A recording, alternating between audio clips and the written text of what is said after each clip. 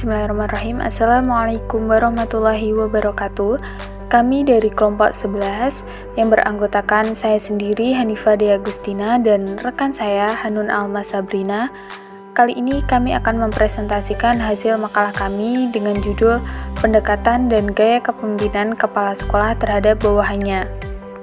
Pada sub-bahasan yang pertama akan dibahas mengenai pendekatan kepala sekolah terhadap bawahannya.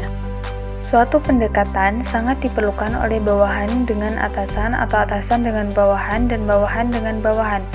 Hal ini merupakan suatu pencegahan atau preventif atau koreksi atau korektif untuk memberikan jalan keluar jika terjadi sesuatu hal yang tidak diinginkan. Dengan demikian, pemimpin dituntut memiliki kemampuan, keahlian, dan keterampilan khusus dalam penanganannya. Sebagai berikut. Yang pertama ialah pendekatan individual. Pendekatan individual ini, jika terjadi sesuatu yang tidak diinginkan, maka pemimpin harus mengadakan pendekatan secara perorangan terhadap bawahan dengan cara mendatangi bawahan yang bersangkutan. Yang kedua ialah pendekatan kelompok, memberi informasi yang akan disampaikan oleh manajer atau pemimpin terhadap bawahan atau karyawan dan dapat disampaikan secara kolektif dalam satu tempat yang sama untuk mendapatkan kesepahaman tentang hal-hal yang terjadi di dalam suatu kelompok walaupun prosesnya memerlukan waktu dan pemikiran yang cerdas dan cermat sehingga tidak ada satupun individu merasa dirugikan dalam pengambilan keputusan. Yang ketiga ialah pendekatan kondisional. Pemimpin harus lebih bisa mengidentifikasi, mengerti, serta menghayati keberadaan kehidupan di tempat kerja, baik di lingkungan rumah tangga, ia hidup di lingkungan masyarakat, di mana ia berteman.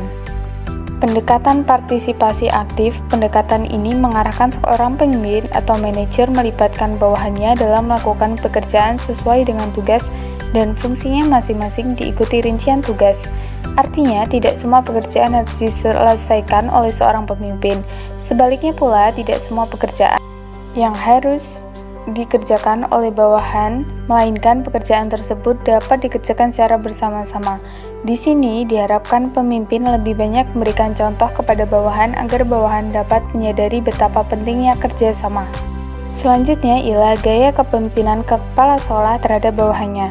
Gaya kepemimpinan atau style of leadership ialah bagaimana pemimpin, dalam hal ini kepala sekolah, menjalankan fungsi kepemimpinannya tersebut.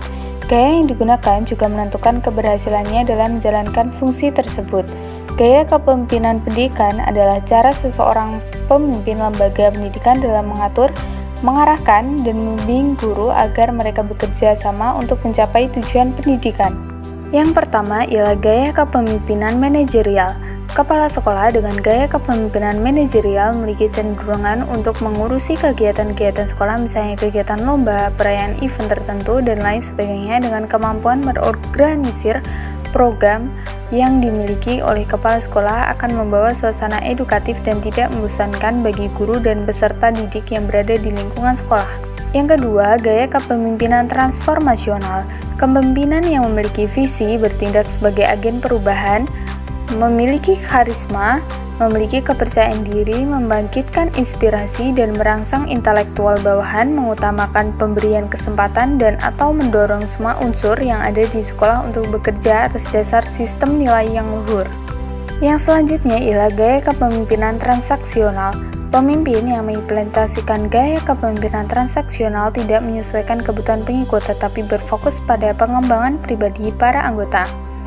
Dan yang selanjutnya, gaya kepemimpinan pengajaran. Gaya kepemimpinan pengajaran terdiri atas konsep khusus dan umum. Konsep khusus mendefinisikan kepemimpinan pengajaran sebagai tindakan yang secara langsung berkaitan dengan pengajaran dan proses belajar. Konsep kepemimpinan pengajaran umum mendefinisikan kepemimpinan pengajaran sebagai tindakan kepemimpinan yang secara tidak langsung mempengaruhi belajar siswa. Yang selanjutnya ialah gaya kepemimpinan positif. Gaya kepemimpinan positif adalah tipe pemimpin yang mengurusi berbagai hal dengan melibatkan pemikiran positif sehingga terwujud situasi yang memaafkan, simpatik, dan penuh kasih sayang. Selain itu, tipe kepemimpinan ini mengupayakan adanya saling mendukung satu sama lain di antara anggota-anggota supaya saling peduli dan mengasihi untuk menciptakan hubungan positif di tempat kerja. Sekian yang dapat saya sampaikan. Apabila ada kurang lebihnya saya mohon maaf. Terima kasih. Wassalamualaikum warahmatullahi wabarakatuh.